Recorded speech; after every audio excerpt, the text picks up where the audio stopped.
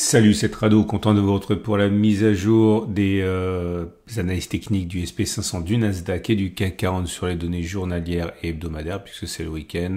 À la toute fin de cette vidéo, vous trouverez maintenant comme d'habitude l'analyse des Commitment of Traders, le COT qui indique ce que font les institutionnels. Autrement dit, vous le savez, il y a le Smart Money et le Dumb Money. Nous, on est le Dumb Money. Eux, c'est le Smart Money et c'est eux qui, en fait, font les marchés. Et on va voir ce qu'ils font, ce qu'ils ont derrière la tête. Et on commence tout de suite par le SP500. Le SP500 en données hebdomadaires que vous voyez là, qui rebondit. Néanmoins, Moody's et d'une part, et d'autre part, la déclaration de Donald Trump qui s'en prend maintenant directement à l'industrie européenne en menaçant de 50% de droits de douane entrée en vigueur le 1er juin, et bien forcément, ça a fait du mal.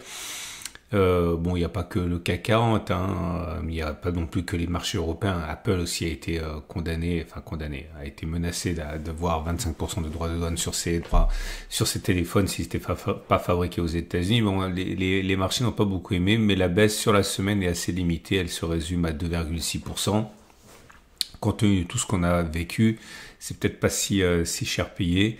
En tout cas, on l'aura bien compris, on est pour l'instant toujours dans un scénario de rebond. Alors attention, parce que si on devait envisager que la situation serait dans l'impasse, on peut très bien voir ce qui se passe actuellement comme une sorte de grande zone de latéralisation qui pourrait durer pendant un petit moment. Je vais essayer de dessiner mieux, voilà, je vais y arriver comme ça. Donc on pourrait évoluer dans ces marges larges pendant des mois, mais ce n'est qu'une cassure par le haut, c'est-à-dire une clôture au-dessus des 6170 qui pourrait décanter la situation.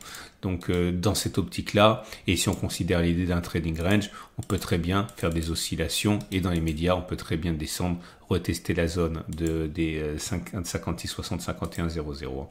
On peut pas savoir. Ce qui est certain par contre, c'est qu'on a eu un signal sur les données hebdomadaires et un signal pas des moindres, puisque c'est un indicateur culte qui a donné un signal haussier, c'est le MACD qui croît son signal. Alors pour essayer de coller un petit peu à la situation actuelle, j'ai testé ce qui s'est passé les dernières fois que le MACD a croisé son signal, mais dans la zone de survente, enfin dans la zone négative, pardon. C'est-à-dire que j'ai pas tenu compte des signaux comme celui-là ou celui-là parce qu'on était en territoire positif. J'ai regardé ce qui se passait en territoire négatif. C'est une façon pour moi de, on va dire, limiter les tests aux signaux positifs qui ont eu lieu alors qu'il y a eu une grosse baisse. Comme celle à laquelle on a assisté et pas une petite baisse comme ici. Vous voyez là, j'en ai pas tenu compte, mais là j'en ai tenu compte et ça correspond en fait à des signaux qui ont été donnés après l'attaque de 2021. Ok, et j'ai fait ça jusqu'à l'origine du SP500 pour être bien sûr d'avoir une idée assez claire de ce qu'on pouvait avoir. Et comme vous pouvez le voir, là par exemple, il y a 3 pouces verts parce que le signal a été donné sur cette bougie-là. Là, cette bougie-ci. Et on était bien en dessous de 0 lorsque le croisement a eu lieu ici. Et vous voyez que la progression a été importante puisque si on met le stop de protection sous les plus bas, en territoire négatif ici, donc ça faisait un stop de protection à 25,84. On a fait au mieux, on a fait beaucoup plus, mais je vais vous montrer quand même une fois correctement. Voilà, on a fait 70, 80, on a même fait plus de 100%. Donc on a bien fait une fois, 2 fois et 3 fois la distance au stop de protection. Ok, là vous avez par exemple un vert et 2 rouges. Pourquoi? Vous le savez si vous êtes des habitués du format, parce que s'il a été donné sur cette bougie là, le stop de protection étant positionné sous les plus bas à 12,14, on voit qu'on a fait au mieux 27, mais qu'est-ce que j'ai fait? Le signal a été donné sur cette bougie là, non pardon, j'espère que ça marchait pas, sur cette bougie-ci, donc à 13%, et on a fait au mieux 25. Donc à un point près, on a loupé R2, on a juste fait R1 avant de déclencher le stop de protection sur cette bougie. Donc c'est pour ça qu'il y a une bougie verte et 2 bougies rouges pour dire qu'on a fait une fois la distance au stop de protection, mais ni 2 ni 3 fois. Ok. Et j'ai fait ça, je le répète. Regardez cette mauvaise série, 4 d'affilée. Attendez, je vais agrandir un peu le graphe, sinon on voit rien. Voilà. Et ça nous ramène donc au début il va falloir me faire confiance sur ce coup parce qu'on ne voit pas grand chose. Voilà, jusqu'au début des années 50. 53. Et le résultat est le suivant. Est-ce qu'on peut envisager que suite au signal qui a été donné cette semaine, on fasse une fois la distance au stop de protection positionné sous les plus bas du croisement baissier MACD0, donc 16,7 vers le haut, plus 16,7. La réponse est oui. Hein. Ça a fonctionné comme ça 35 fois, ça a échoué 21 fois, autrement dit 63%, 2 fois sur 3. Okay. Est-ce qu'on peut envisager de faire R2, c'est-à-dire 1668 x 2, donc à peu près 34? La réponse est une chance sur deux à peu près. Hein. Ça a fonctionné 29 fois, ça a échoué 27 fois, autrement dit ça a fonctionné dans 52% des cas, mais vous gagnez quand même depuis l'origine du SP500 parce que vous gagnez 2 fois plus. Hein. Donc ça veut dire que sur les 29 fois, vous auriez gagné, en imaginant que vous avez risqué 100 euros par trade, vous auriez gagné 29 fois 200, c'est-à-dire 55 800, et vous auriez perdu 27 fois 100, 2700, 5800 moins 2700, c'est très largement positif. Et plutôt envisager de faire R3, c'est-à-dire 17 x 3, 51, c'est pas très plausible, hein. Ça a fonctionné que dans 50% des cas, ça a échoué 28 fois, ça a réussi 28 fois, mais vous gagnez 3 fois plus quand vous avez raison. Donc 28 x 300 moins 28 x 100, vous gagnez donc 28 x 200. Okay, et donc à partir de là, c'est bien le pari le plus intéressant à prendre. Maintenant, il y a un biais dans ce genre de backtest sur le moyen terme, c'est que étant donné que les marchés les plus dynamiques, comme par exemple le SP500, tendanciellement montent, ça montre en fait qu'il faut être positif sur le long terme, parce que si vous attendez suffisamment longtemps, vous pouvez faire R1 et de R3, donc c'est surtout un outil de timing. Okay, ici le signal qui est donné. Hein. Donc voilà, ça veut dire quoi cette histoire? Ça veut dire qu'au-delà des vicissitudes de court terme, il est plausible que ça monte, et il est plausible que ça monte même beaucoup, et donc voilà, il faut prendre son mal en patience tout en comprenant bien quelque chose qui fonctionne dans 63% des cas, c'est quelque chose qui échoue dans 37% des cas, donc il faut rester quand même mesuré au niveau du pari. Mais voilà. C'est l'idée, hein. On peut envisager assez sereinement, j'ai envie de dire, l'avenir. On va passer maintenant aux données journalières, et là on voit mieux les séquelles, hein, et les cicatrices, hein, de l'attaque qu'il y a eu ce vendredi. La baisse à laquelle on a assisté nous a permis de venir chercher la zone ici de support, ancienne zone de résistance qui a été cassée, qui a changé de polarité, qui est devenue support. Le rebond n'est pas évident non plus, hein. C'est une pause, on va dire. On est venu combler partiellement le gap qui a été ouvert. Il reste un gap résiduel.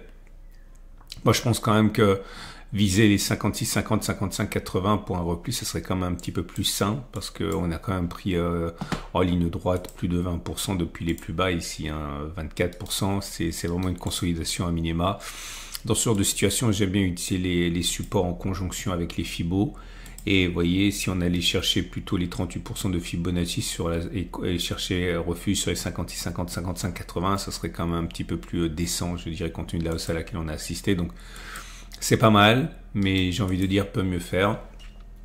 Au-delà, on est toujours... N'oubliez pas ce que je vous ai dit maintenant depuis des semaines et des semaines. Hein. Nous sommes en train d'assister à une cassure de la structure qui était baissière. On avait des pics descendants, des creux descendants.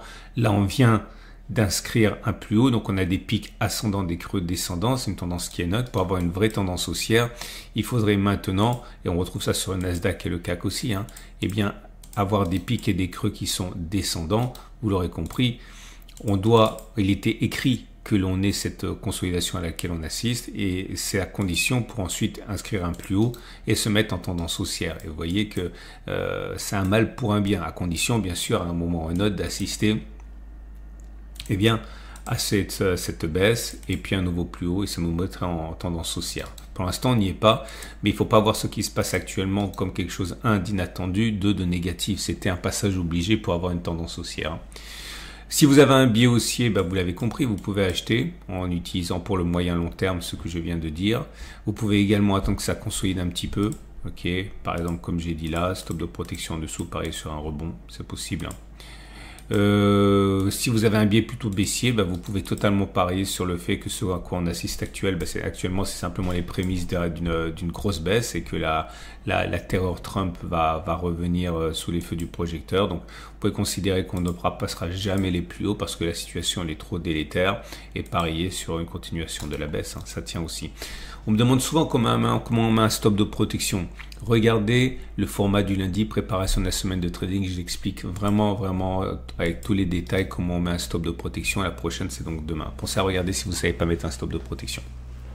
On regarde le Nasdaq avec une situation équivalente. Sur les données hebdomadaires, l'enjeu, vous l'aurez compris, hein, c'est de casser cette grande zone. À mon avis, c'est pas pour tout de suite, hein. Là aussi, on peut totalement envisager de faire une rotation et d'aller visiter les plus bas, hein. C'est Trump qui tient tout ça entre ses mains. Et vous avez vu, on est à une déclaration de retour du pessimisme. Pour l'instant, c'est des gesticulations. La séance de la semaine n'est pas horrible, mais vous avez ce qu'on appelle ici un rami baissier. C'est généralement un signal de baisse. Je n'ai pas testé le signal MACD ici parce que c'était la semaine dernière, mais si vous l'avez testé, vous savez qu'on a des résultats qui sont similaires. En données journalières, vous avez là aussi une alerte baissière, mais on est très loin d'avoir une zone de support. C'est pour ça que je ne suis pas forcément confiant pour la semaine prochaine. Je pense qu'un retour sur les 2270, 20 ce serait un minimum. Un retour sur les 19 950, 19 600, ça serait beaucoup mieux.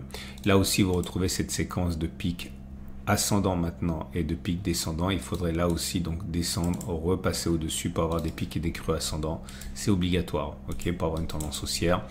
On a comblé un gap, ok, il faudrait combler un deuxième gap, ça serait commerçant. Dans le C15 derrière, ça serait quand même un peu plus décent. Si vous avez un biais haussier, vous pouvez acheter par exemple après une consolidation, ok. Pareil sur un retour sur les plus hauts, stop serré, moyen, très large. Ok. Si vous avez un biais baissier, ce qui n'est absolument pas saugrenu pour le court terme, pareil sur le fait qu'on va s'enfoncer. Stop de protection serré, ok, là ou large. Et on va terminer avec le CAC 40. Le CAC 40 qui est dans une situation similaire. Avec là, ce qui est bien, ce qui me fait plaisir, c'est qu'on a comblé quelques gaps quand même. Donc on a comblé ce gap là. On avait dit que c'était trop cette gap à... Voilà, il en reste quand même 5. Ça me semble un peu trop important. Là aussi, j'aimerais bien qu'on aille chercher cette zone-là, par exemple. Combler ce gap-là, ça serait bien. Laisser derrière de petits gaps. Ça correspondrait finalement à ce qui se passe lorsqu'on a des rebonds pour le long terme, comme ici. Vous voyez, 1 ou 2 gaps, ça va. 7, par contre, laisser des gaps ouverts, c'est OK, mais pas 7, quoi. Et donc, à partir de là, on a eu un beau rebond sur la zone des 67, 70, 67, 0,5. C'est normal, c'est une zone de support. En fait, c'est la zone que j'aimerais bien voir l'équivalent touché sur les indices américains, le précédent plus bas. On verra. Pour l'instant, en tout cas, si vous avez un biais aussi, vous pouvez acheter sur la zone actuelle si vous êtes positif. Pareil, c'est un retour sur les plus hauts. Stop de protection serré. Voilà, prendre un stop de protection un petit peu plus large au cas où on enfoncerait un peu le clou. Voire très large en dessous en pensant qu'on a fait les plus bas, qu'on ne sera jamais aussi mal que le 7 avril lorsqu'on est à toucher les plus bas. Si vous avez un biais haussier, c'est l'inverse, vous avez compris. Stop de protection serré, pareil sur un enfoncement, un comblement des gaps, stop de protection large.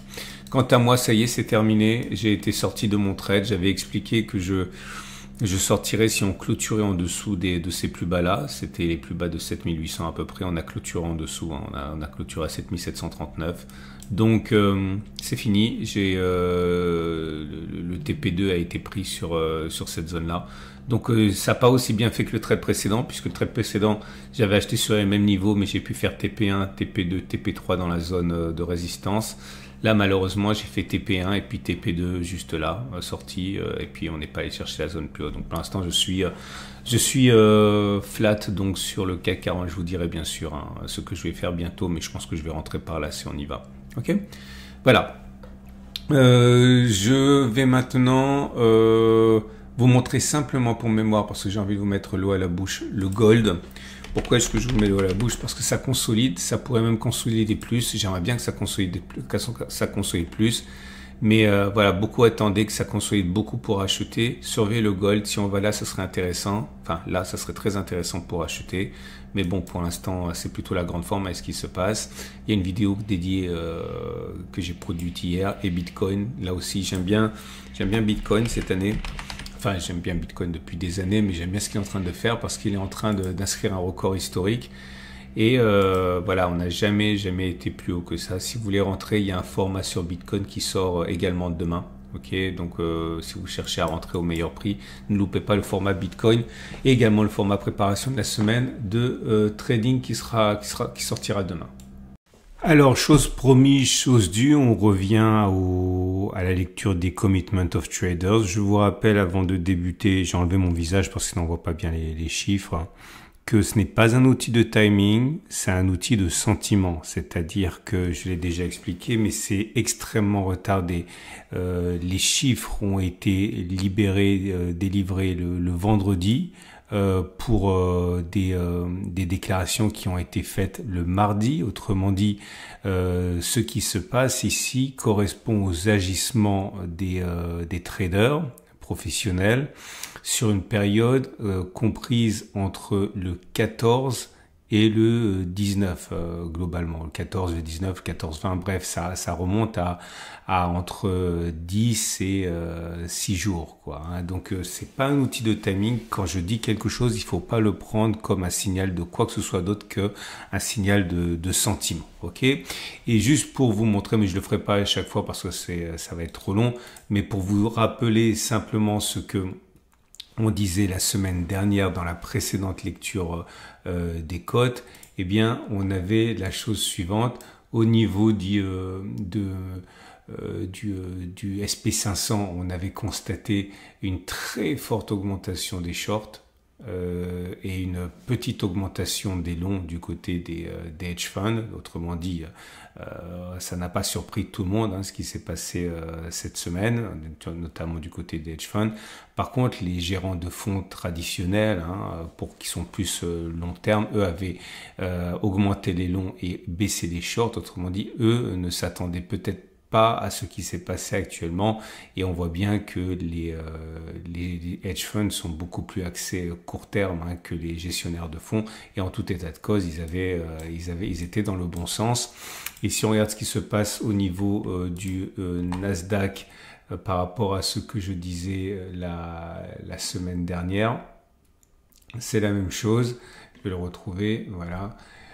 C'était une situation où là aussi, hein, les hedge funds étaient dans le vrai. Ils avaient augmenté, on l'avait vu, hein, de plus de 20% les positions short. Ils étaient très fortement exposés en short. Ils avaient augmenté un petit peu les longs, mais ils étaient surtout plus exposés à la baisse. Et donc carton plein pour les hedge funds, hein, qui étaient bien armés pour la baisse à laquelle on a cité cette semaine. Et de l'autre côté, les gestionnaires de fonds, eux, l'étaient beaucoup moins puisqu'ils avaient augmenté les positions longues et à peine augmenté les positions short. Hein.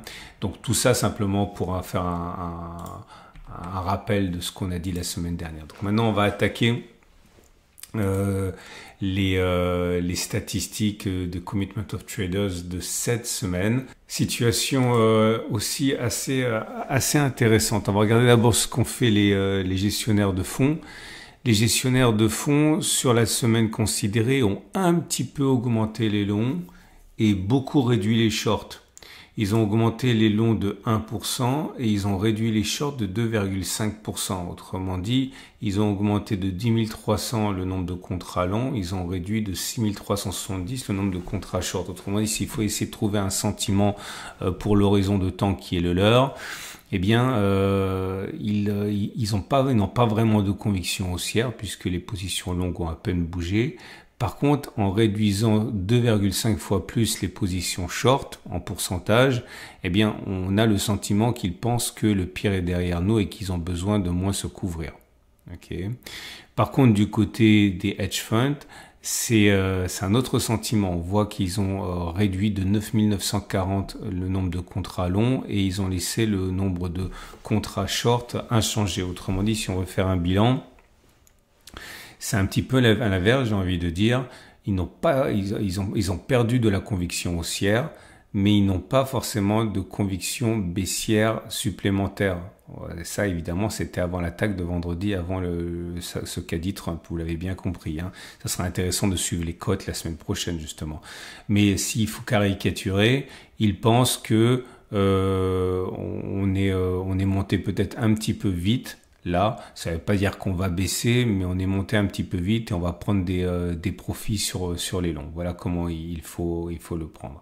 Si maintenant on regarde ce qui s'est passé du côté du Nasdaq, pour les gestionnaires de fonds, on voit une augmentation des contrats longs de 3,8%, puisqu'ils ont augmenté de 3250 le nombre de contrats longs, et une baisse des contrats short de 6,5%. Autrement dit, là, ils sont clairement haussiers puisqu'ils ont à la fois monté les longs et baissé les shorts et d'une manière assez conséquente. Autrement dit, les gestionnaires de fonds sont haussiers et vraiment haussiers. Hein. Par contre, les hedge funds, eux, ont à la fois baissé le nombre de contrats longs et baissé le nombre de contrats courts. Mais dans une mesure qui est différente. Ils ont baissé, bon, ils sont globalement short, hein, vous voyez, ils ont 113 000 contrats short contre 46 000 contrats longs, mais toute proportion gardée, ils ont baissé les longs de 6,7% et ils ont baissé les shorts de seulement 5,8%. Autrement dit, ils n'ont pas vraiment de conviction ni haussière ni baissière, mais ils ont quand même un petit peu plus une conviction baissière qu'une conviction haussière puisque ils ont moins réduit les shorts que les longs clairement. Donc une fois de plus, on va dire que si on veut caricaturer, ils étaient du bon côté de la fin de semaine de l'attaque baissière puisqu'ils étaient un petit peu plus exposés de manière relative aux shorts qu'aux longs tout en étant dans une position globalement short sur le Nasdaq. Voilà. J'ai conscience que c'est un petit peu compliqué. Je vous garantis qu'on peut faire encore beaucoup plus compliqué et que là je vous épargne quand même beaucoup de graphes que je partage, notamment dans le club des trados-oriens qui donnent une vision quand même encore plus compliquée, mais je pense que vous avez néanmoins une vision globale qui est intéressante et qui permet de voir le sentiment des traders professionnels. Hein. Voilà. Je vous remercie pour être toujours plus nombreux et toujours plus sympa dans vos commentaires. Ça me fait chaud au cœur. N'hésitez pas à liker parce que ça me fait plaisir. Vous pouvez vous abonner, comme ça vous ne louperez pas les mises à jour quotidiennes. Vous avez les formats habituels qui vous attendent sur l'or, sur les cryptos, sur les ETF. Bref, tout ça c'est au chaud et ça patiente pour votre visionnage. Excellente journée et à demain pour la mise à jour.